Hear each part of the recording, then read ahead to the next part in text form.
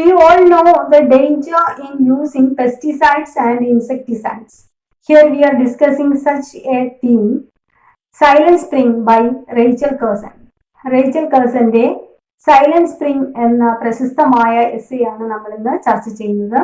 And it is an ecocritical work published in 1962. 1962 publish ചെയ്യുന്ന ഒരു എക്കോക്രിട്ടിക്കൽ വർക്കാണ്. പ്രകൃതി സ്നേഹം നിറഞ്ഞ അല്ലെങ്കിൽ പ്രകൃതിയെ എങ്ങനെ സംരക്ഷിക്കാം, നേച്ചർ കൺസർവേഷൻ, ഇതൊക്കെ പറയുന്ന ഒരു പുസ്തകമാണ് സൈലന്റ് സ്പ്രിംഗ് എന്ന പുസ്തകം. And the book is a landmark on എൻവിയോൺമെന്റൽ റൈറ്റിംഗ്. പരിസ്ഥിതി സംരക്ഷണം, അതുമായി ബന്ധപ്പെട്ട് പരിസ്ഥിതിയുമായിട്ട് ബന്ധപ്പെട്ട ഒരു കൃതിയാണിത്. And it describes the harmful effects of pesticides on the environment, particularly DDT, that were being administered via aerial spraying to control insect population. ഇൻസെക്ട്സിനെ, ഈച്ചകളെയും പ്രാണികളെയും ഒക്കെ കൊല്ലാൻ വേണ്ടി പണ്ട് ഉപയോഗിച്ചതാണ്. ചെതല്, അതിനെയൊക്കെ കൊല്ലാൻ വേണ്ടി, ഉറുമ്പ്, ഇതിനെയൊക്കെ കൊല്ലാൻ വേണ്ടിയിട്ട് പണ്ട് ഉപയോഗിച്ചതാണ് DDT എന്ന സംഭവം. ആ DDT എന്ന പെസ്റ്റിസൈഡ്സ് ഉപയോഗിക്കുന്നതിലൂടെയുള്ള ദോഷഫലങ്ങളാണ് ഈ ഒരു എസ്സേയില് റേച്ചൽ കഴ്സൺ വിവരിക്കുന്നത്. ദ ബുക്ക് ഹൈലൈറ്റ്സ് എൻവിയോൺമെന്റൽ കൺസർവേഷൻ. ഈ പുസ്തകത്തിലൂടെ പ്രകൃതി സംരക്ഷണം എന്ന ഒരു ആശയമാണ് നമുക്ക് റേച്ചൽ കഴ്സൺ വെളിവാക്കി തരുന്നത്. Rachel Carson stated that large number of chemicals, approximately 500 pesticides, were introduced each year, which makes the environment or earth unfit for life. Rachel Curzon അഭിപ്രായപ്പെടുന്നത് എല്ലാ വർഷവും ഏകദേശം 500 പെസ്റ്റിസൈഡ്സിനടുത്ത്, പ്രാണികളെ കൊല്ലുന്ന ആ ഒരു കീടനാശിനി അല്ലെങ്കിൽ അങ്ങനെയുള്ള മരുന്നുകള് ഏകദേശം 500 എണ്ണം ഓരോ വർഷവും, 500-ൽ കൂടുതൽ ഏകദേശം എല്ലാ വർഷവും പുറത്തിറക്കുന്നുണ്ട്. ഇത് ഈ ഭൂമിയിലുള്ള ജീവജാലങ്ങൾക്ക് വളരെയധികം ദോഷം ചെയ്യുന്നതാണ്. നമുക്കറിയാം, ഫുഡ് ചെയിൻ എന്ന ഒരു സംഭവം നിലനിൽക്കുന്നുണ്ട്. ഇപ്പൊ പുല്ല് തിന്നുന്ന പുൽച്ചാടി, പുൽച്ചാടിയെ തിന്നുന്ന തവള, തവളയെ തിന്നുന്ന പാമ്പ്, പാമ്പിനെ തിന്നുന്ന കഴുകൻ, ആ കഴുകൻ ചത്തു കഴിയുന്ന സമയത്ത് അതിനെ ഡീകമ്പോസേഴ്സ്, ബാക്ടീരിയ, ഫംഗസ് അങ്ങനെയുള്ള ജീവികൾ, പ്രാണികൾ തിന്നും. പിന്നീട് അത് ഡീകമ്പോസ് ചെയ്ത് വീണ്ടും പ്ലാന്റ്സ് ആയിട്ട് ചെടികൾ ഉണ്ടാകുന്നു. അങ്ങനെ വീണ്ടും ഈ ഒരു ശൃംഖല ഇങ്ങനെ തുടരുന്നു, ഈ ഫുഡ് ചെയിൻ ഇങ്ങനെ തുടരുന്നു. അതേസമയം ഈ DDT പോലെയുള്ള മാരകമായിട്ടുള്ള കീടനാശിനികൾ ഉപയോഗിക്കുന്ന സമയത്ത് ആ പ്രാണികൾ, ആ കീടനാശിനി ഇടുന്ന സ്ഥലത്തെ പ്രാണികൾ നശിക്കുന്നു. അതോടൊപ്പം തന്നെ അവിടെയുള്ള ചെടികൾക്ക് ആ ഒരു വിഷാംശം ഏൽക്കുന്നു. ആ വിഷാംശം കഴിക്കുന്ന, ആ ചെടികൾ കഴിക്കുന്ന ആനിമൽസിനെയും അത് ബാധിക്കുന്നു. അല്ലെങ്കിൽ മനുഷ്യർക്ക്, ഇപ്പൊ ആ പെസ്റ്റിസൈഡ്സ് ഉപയോഗിച്ച് ആ വിളവ് തിന്നുന്ന മനുഷ്യർക്ക് ക്യാൻസർ പോലെയുള്ള രോഗങ്ങൾ വരാനുള്ള ചാൻസ് കൂടുതലാണ്. മെന്റൽ ഡിപ്രഷൻ, അങ്ങനെയുള്ള പല അസുഖങ്ങളും ഈ പെസ്റ്റിസൈഡ്സുമായിട്ട് ബന്ധപ്പെട്ടിട്ടുണ്ട്. അതേപോലെ തന്നെ ആനിമൽസിലും ഈ ഒരു പ്രശ്നം കാണാം. ആനിമൽസ് വേഗം തന്നെ ചത്തുപോകുന്നതൊക്കെ ഇതിന്റെ ഭാഗമായിട്ടാണ്. അതേപോലെ ഈ കീടനാശിനികൾ കലർന്ന വെള്ളം കുടിക്കുമ്പോൾ അതിലും മാരകമായിട്ടുള്ള വിഷാംശം അടങ്ങിയിട്ടുണ്ട്. അതും നമ്മളിപ്പോൾ അടുത്ത കാലത്ത് കേട്ടതാണ്, മീനുകൾ ചത്തുപോകുന്നു. അപ്പൊ അങ്ങനെയുള്ള പ്രയോഗങ്ങൾ, ഈ കീടനാശിനി പ്രയോഗങ്ങളിലൂടെ ഇങ്ങനെയുള്ള മാറ്റങ്ങൾ നമ്മളുടെ അന്തരീക്ഷത്തിൽ അല്ലെങ്കിൽ നമ്മളുടെ പ്രകൃതിയിൽ സംഭവിക്കുന്നുണ്ട്. Then insecticides were becoming deadlier and specialists were concerned only about efficacy and were losing clear picture of the loss.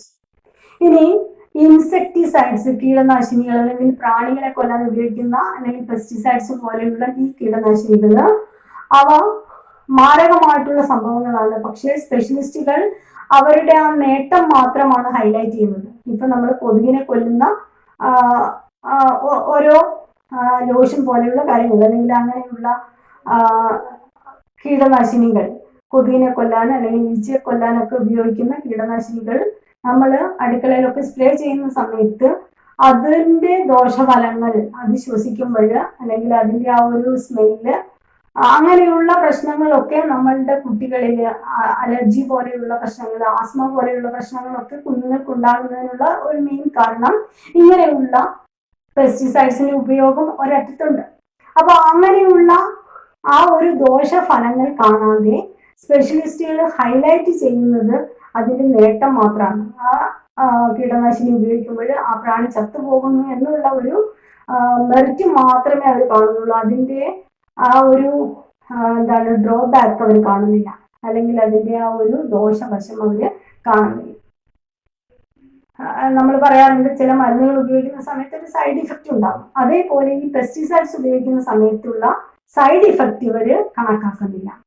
Then during the second world war DDT was largely used. Second world വാറിന്റെ സമയത്ത് DDT ഒരുപാട് ഉപയോഗിച്ചിട്ടുണ്ട്. During the second world war DDT was largely used. രണ്ടാം ലോക മഹായുദ്ധ സമയത്ത് DDT ധാരാളമായിട്ട് ഉപയോഗിച്ചിരുന്നു. DDT means dichloro diphenyl trichloro ethane. ഇതാണ് DDT. വളരെ മാരകമായ ഒരു പെസ്റ്റിസൈഡ് ആണ്. സാധാരണ ഉറുമ്പിനെ അല്ലെങ്കിൽ ചെതലിനെ ഒക്കെ കൊല്ലാൻ വേണ്ടിയിട്ടാണ് ഈ DDT ഉപയോഗിക്കുന്നത്. ഈ രണ്ടാം ലോക മഹായുദ്ധ സമയത്താണ് ഈ DDT ഏറ്റവും കൂടുതൽ ഉപയോഗിച്ചിരുന്നത്. And Rachel cousin says that silence reigns over the world after pesticides have brought their ultimate destruction on the environment. ഈ പ്രകൃതിയിൽ ഈ ജീവജാലങ്ങളെ കൊന്നൊടുക്കുന്ന ഈ കീടനാശിനികൾ ഉപയോഗിച്ചു കഴിഞ്ഞാൽ പൂർണ്ണമായ നിശബ്ദതയായിരിക്കും. കാരണം ജീവജാലങ്ങളൊന്നും തന്നെ ഉണ്ടാകില്ല. പണ്ട് നമുക്കറിയാം, നമ്മളുടെയൊക്കെ ചെറുപ്പത്തിൽ ചീവീടിന്റെ ശബ്ദം കേൾക്കുമായിരുന്നു. എല്ലാ ദിവസവും ചീവീട് കരയുന്നത് കേൾക്കുമായിരുന്നു. ഇപ്പോൾ വളരെ കുറവാണ് ചീവീട്. അപ്പൊ അങ്ങനെയുള്ള പ്രാണികള് ജീവികളൊക്കെ അന്യം നിന്ന് പോകുന്ന ഒരവസ്ഥ. അതേപോലെ പുൽച്ചാടി, പച്ചത്തുള്ളൻ എന്ന് നമ്മൾ പറയുന്ന പുൽച്ചാടിയൊക്കെ ധാരാളം കണ്ടിരുന്നതാണ്. അതൊക്കെ കുറഞ്ഞു വരുന്ന, വംശനാശം നേരിട്ടുകൊണ്ടിരിക്കുന്ന ഒരവസ്ഥയിലാണുള്ളത്. അതേപോലെ നീർക്കോലി, അങ്ങനെയുള്ള ജീവജാലങ്ങളെയൊക്കെ, ആ ഫുഡ് വെബിൽ ഉൾപ്പെടുന്ന ജീവജാലങ്ങളെയൊക്കെ കാണാൻ വളരെയധികം ബുദ്ധിമുട്ടാണ്. And all are interconnected in this world. അതാണ് നമ്മൾ പറഞ്ഞത് ഫുഡ് വെബ്. എല്ലാ ജീവജാലങ്ങളും, all the flora and fauna are interconnected. എല്ലാ ജീവജാലങ്ങളും, പ്ലാന്റ്സ് ആൻഡ് ആനിമൽസ്, എല്ലാ ജീവജാലങ്ങളും ഈ പ്രകൃതിയിൽ പരസ്പരം ബന്ധപ്പെട്ട് കിടക്കുന്നു. Before world war second, inorganic chemicals were the main pest controls. World war second തുടങ്ങുന്നതിന് മുൻപ് ഇൻഓർഗാനിക്, ഓർഗാനിക് ആയിട്ടുള്ള പെസ്റ്റിസൈഡ്സ് ആണ് ഉപയോഗിച്ചിരുന്നത്. അതായത് ജൈവപരമായിട്ടുള്ള ബയോ ഇൻസെക്ട്സ്, അങ്ങനെയുള്ള ജീവജാലങ്ങളായിരുന്നു ഉപയോഗിച്ചിരുന്നത്. And arsenicals were greatly used after the second world war. Second world വാറിന് ശേഷമാണ് ആർസെനിക് പോലെയുള്ള മാരകമായ പെസ്റ്റിസൈഡുകൾ ഉപയോഗിക്കാൻ തുടങ്ങിയത്. She says that toxicological problems occurred as a result. ഇതിന്റെ ഫലമായിട്ട് ഈ സെക്കൻഡ് വേൾഡ് വാറിന് ശേഷം മാരകമായിട്ടുള്ള കീടനാശിനികൾ ഉപയോഗിച്ചതിലൂടെ പല മാരകമായ ആരോഗ്യ പ്രശ്നങ്ങളും ഉണ്ടായി. She emphasized that chlorinated hydrocarbons and organophosphates are the main problems to the killing of birds and fish. ഈ പ്രാണികളെയും അതേപോലെ തന്നെ ഈച്ചകളെ, അങ്ങനെയുള്ള ജീവജാലങ്ങളെയൊക്കെ കൊന്നൊടുക്കാൻ വേണ്ടി ഉപയോഗിക്കുന്ന ഈ പെസ്റ്റിസൈഡ്സ് ഉപയോഗത്തിലൂടെ, അത് ക്ലോറിൻ ഉപയോഗിച്ചുള്ള അങ്ങനെയുള്ള കീടനാശിനികളുടെ പ്രയോഗത്തിലൂടെ, ക്ലോറിൻ അടങ്ങിയിട്ടുള്ള കീടനാശിനികളുടെ പ്രയോഗത്തിലൂടെ പക്ഷികളും അതേപോലെ മത്സ്യങ്ങളും ചത്തൊടുങ്ങാൻ തുടങ്ങി. നമുക്കറിയാം, പല പക്ഷികളെയും, പണ്ട് നമ്മൾ കണ്ടിരുന്ന പല പക്ഷികളെയും ഇപ്പോൾ കാണാനില്ല. കാക്കകൾ, ഫോർ എക്സാമ്പിൾ, കാക്കകളുടെ ആ ഒരു ആധിക്യം വളരെ കുറവാണ്. ഇപ്പം വളരെ വിരലിൽ എണ്ണാവുന്ന കാക്കകളെ മാത്രമേ കാണാൻ സാധിക്കുന്നുള്ളൂ. പണ്ട് നമുക്കറിയാം, രാവിലെ തന്നെ എണീറ്റാൽ കാന്നുള്ള ആ സൗണ്ട് മാത്രമാണ് നമ്മൾ കേട്ടിരിക്കുന്നത്. അത്രത്തോളം കാക്കയുടെ കലപില ശബ്ദം ഉണ്ടായിരുന്ന ഈ ഒരു കാലഘട്ടം മാറി വന്നു. അതേപോലെ തന്നെ മീനുകൾ ചത്തൊടുങ്ങുന്നു. പണ്ടൊക്കെ ഇഷ്ടം പോലെ മീനുണ്ടായിരുന്നു, ഇപ്പം വളരെ കുറച്ചാണ് നമുക്ക് മീൻ കിട്ടുന്നത്. അത് തന്നെ വലിയ വിലയും. അങ്ങനെയുള്ള അവസ്ഥയിലാണ് മീനുകൾ. അതേപോലെ തന്നെ മീനുകൾ പോകുന്നു. അങ്ങനെയുള്ള പല പ്രശ്നങ്ങളും നമ്മൾ കേൾക്കുന്നുണ്ട്. And disorders of human nervous system. അതോടൊപ്പം തന്നെ മനുഷ്യന്റെ നാഡീ വ്യവസ്ഥയിലെ ഒരു ഡിസ്ഫങ്ഷനിങ് ഉണ്ടാകുന്നു. അതേപോലെ മരണങ്ങൾ ഉണ്ടാകുന്നു. ഒരുപാട് കീടനാശിനികളിലൂടെയുള്ള മരണങ്ങൾ കൂടി വരുന്നു. At one time, pesticides or herbicides were considered as no problem to animals, but they have a surface and ground water contamination problems. Herbicides ചെടികൾക്ക് അടിക്കുന്ന മരുന്നുകൾ, അതായത് ചെടിയിൽ പുഴുക്കുത്തൊന്നും വരാതെ അല്ലെങ്കിൽ കീടനാശിനികൾ തന്നെയാണ് ഇപ്പോൾ പയറിന് അല്ലെങ്കിൽ പാവലിനൊക്കെ കൃഷിക്ക് ഉപയോഗിക്കുന്ന ആ കീടനാശിനികൾ. അവ ഉപയോഗിക്കുന്ന സമയത്ത് ഒരിക്കൽ പറഞ്ഞിരുന്നത് അതുകൊണ്ട് യാതൊരു ദോഷമില്ല എന്നാണ്. പക്ഷേ ആ കീടനാശിനികൾ ജലത്തിൽ കലരുന്ന സമയത്ത് അത് വാട്ടർ കണ്ടാമിനേഷൻ ഉണ്ടാക്കുന്നു. അതേപോലെ തന്നെ ആ വെള്ളം ആരോഗ്യ പ്രശ്നങ്ങൾ ഉണ്ടാക്കുന്നു. She points out that water treatment plants didn't remove chemicals because multiple chemicals were toxic compounds and cancer hazards in future. അതുകൊണ്ട് ഈ കീടനാശിനികൾ വെള്ളം വേഗം വലിച്ചെടുക്കുന്ന ചെടികളുണ്ട്. അതായത് പപ്പായ, ഫോർ എക്സാമ്പിൾ പപ്പായ, അതേപോലെ തന്നെ ചീര. ആ ചീരയ്ക്കൊക്കെ ആ മണ്ണിലുള്ള അംശം അതേപോലെ തന്നെ വലിച്ചെടുക്കാൻ കഴിയും. ഇപ്പൊ നമ്മള് സ്കൂളിലൊക്കെ പരീക്ഷണത്തിന് കൊടുക്കാറുണ്ട്. ചീരയുടെ തണ്ട് അല്ലെങ്കിൽ ചീരയുടെ അല്ലെങ്കിൽ ബോൾസ്യത്തിന്റെ ഒക്കെ തണ്ട് വേഗം തന്നെ ആ ഒരു കളർ കലർന്ന വെള്ളത്തിൽ വെച്ചാൽ ആ ഒരു വെള്ളത്തിന്റെ ആ കളറിന്റെ അംശം വെച്ച് ആ ഒരു തണ്ടിൽ നമുക്ക് കാണാൻ സാധിക്കും. അതേപോലെ വെള്ളം വേഗം വലിച്ചെടുക്കുന്ന ചെടികൾക്ക് ഇങ്ങനെയുള്ള പ്രശ്നങ്ങൾ ആ ചെടികളിലുള്ള ഫലത്തിലായിക്കോട്ടെ അല്ലെങ്കിൽ ആ ചെടികളുടെ ഇല നമ്മൾ ഉപയോഗിച്ചു കഴിഞ്ഞാൽ അതിൽ നിന്നും നമ്മളിലേക്ക്, മനുഷ്യരിലേക്ക് ആ ഒരു കണ്ടാമിനേഷൻ ഉണ്ടാകുന്നു. അങ്ങനെ അത് ക്യാൻസറിന് വരെ കാരണമാകുന്നുണ്ട്. Rachel Carson says that chemicals in soil led to the destruction of beneficial biological species and it create imbalance in the ecosystem. പിന്നീട് റേച്ചൽ കർസൺ പറയുന്നത് മണ്ണിലുള്ള ഈ ഒരു വിഷാംശം, ഈ കെമിക്കൽസ് മണ്ണിലടങ്ങിയാല്, മണ്ണിൽ കലർന്നാല് അത് മണ്ണിലുള്ള നല്ല ബാക്ടീരിയകളെ, മണ്ണിലുള്ള നല്ല ജീവജാലം, ഇപ്പൊ മണ്ണിര പോലെയുള്ള ചെറിയ ചെറിയ ജീവികളെ അത് കൊന്നൊടുക്കുന്നു. അതോടൊപ്പം തന്നെ ആ ഒരു കൊന്നൊടുക്കൽ പ്രകൃതിയിൽ അല്ലെങ്കിൽ ആ ഒരു നേച്ചറിൽ ഒരു ഇംബാലൻസ് ഉണ്ടാക്കുന്നു. ചില ജീവികൾ ഒരുപാട് ഉണ്ടാകുന്നതിന് ചില ജീവികൾ ഇല്ലാതെയാവുമ്പോൾ ആ ഒരു ഇംബാലൻസ് ഉണ്ടാകുന്നു. ആ ഒരു തുലനം നിലനിൽക്കുന്നില്ല. അങ്ങനെ ആ ഒരു തുലനം നിലനിൽക്കാത്ത സമയത്താണ് പല പ്രശ്നങ്ങളും ഉണ്ടാകുന്നത്, ആരോഗ്യ പ്രശ്നങ്ങളൊക്കെ ഉണ്ടാകുന്നത്. പലപ്പോഴും നമുക്കറിയാം, പണ്ടൊക്കെ നമ്മൾ കൃഷി ചെയ്ത് കഴിഞ്ഞാൽ വിത്ത് വാരി എറിഞ്ഞാൽ നൂറുമേനി എന്ന് പറയുന്ന രീതിയിൽ വിളവ് കിട്ടിയിരുന്നതാണ്. ഇപ്പോൾ നമ്മൾ എങ്ങനെ കൃഷി ചെയ്താലും വിളവ് കുറവാണ്. കാരണം ആ മണ്ണിരയെ കാണാൻ വളരെ വിരളമാണ്. ഇപ്പോൾ പണ്ട് കാലത്ത് നമ്മൾ വെറുതെ ഒന്ന് മണ്ണ് ഇളക്കി നോക്കിയാൽ അതിനകത്ത് കുറെ മണ്ണിര ഉണ്ടാവും. ഇപ്പൊ മണ്ണിരയുടെ ആ ഒരു പ്രസൻസ് വളരെ കുറവാണ്. അപ്പൊ ഇതൊക്കെ ഒരു ഇംബാലൻസ് ഉണ്ടാക്കുന്ന സംഭവമാണ്. Then animals that eat chemically killed worms also dies. ഈ കെമിക്കൽ കലർന്ന ഈ പ്ലാന്റ്സ്, പെസ്റ്റിസൈഡ്സ് ഉപയോഗിച്ച പ്ലാന്റ്സ് കഴിക്കുന്ന ആനിമൽസും ചത്തുപോകുന്നു. അപ്പോൾ ആ ആനിമൽസ് ഈ പ്ലാന്റ്സ് തിന്നുന്ന സമയത്ത് ആ വിഷാംശം അവയുടെ ഉള്ളിൽ കലരും, അങ്ങനെ അതും ചത്തുപോകുന്നു.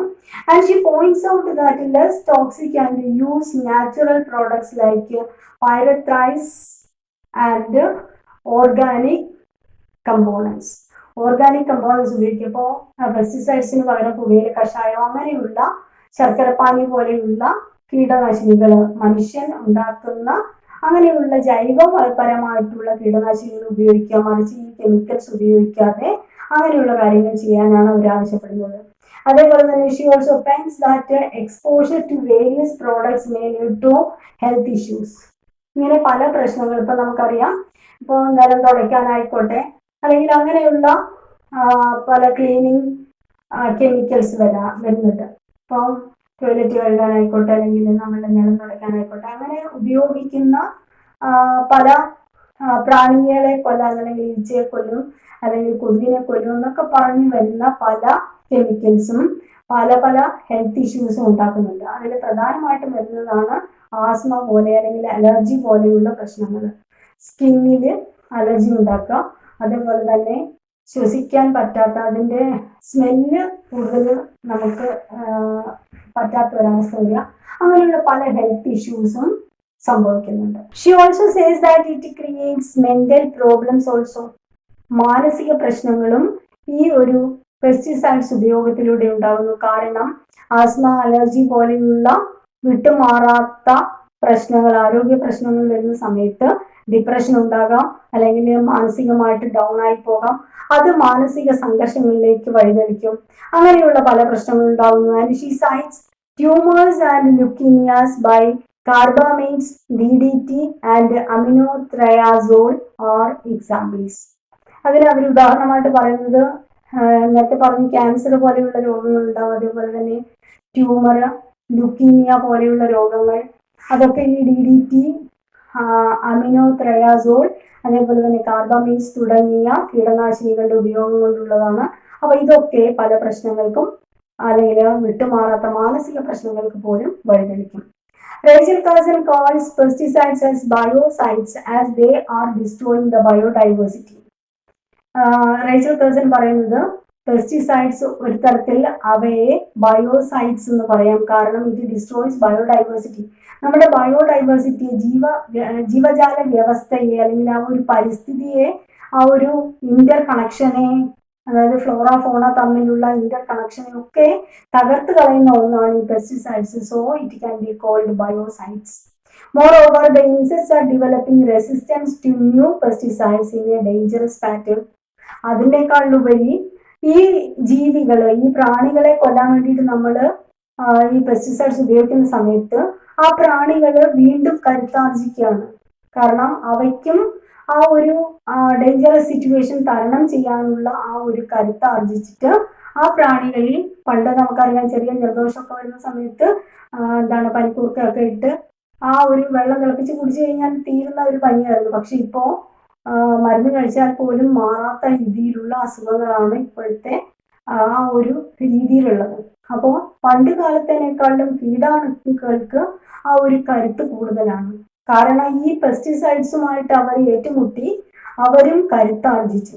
നമ്മളങ്ങനെയാണല്ലോ നമ്മൾ പറയാ, ആ ഒരു പ്രതിസന്ധിയെ അതിജീവിച്ച് നമ്മൾ മനുഷ്യർ കരുത്താർജിക്കുന്ന പോലെ ഈ ജീവജാലങ്ങൾ അല്ലെങ്കിൽ ഈ പ്രാണികളും കരുത്താർജിച്ചിട്ടുണ്ട്. So she says that we should adopt natural strategies to control pests than using chemical control. നേരത്തെ പറഞ്ഞു തന്നെയാണ് നമ്മൾ ഓർഗാനിക് ആയിട്ടുള്ള കാര്യങ്ങൾ ചെയ്യണം. നാച്ചുറൽ രീതിയിൽ എങ്ങനെ നമുക്ക് ഈ പെസ്റ്റിസൈഡ്സ് ഉപയോഗിക്കാതെ നാച്ചുറൽ ആയിട്ടുള്ള രീതിയിൽ ഈ പെസ്റ്റിനെ അല്ലെങ്കിൽ ഇൻസെക്ട്സിനെ ഒക്കെ എങ്ങനെ നമുക്ക് കൺട്രോൾ ചെയ്യാം എന്നുള്ള രീതിയിലേക്ക് നമ്മൾ മാറണം.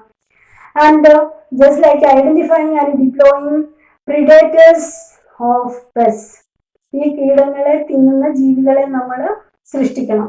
അതിനാണ് മറ്റേ എന്താണ് പുൽച്ചാടിയെ തിന്നുന്ന തവണ എന്നൊക്കെ പറയുന്നത് പോലെ ആ ഒരു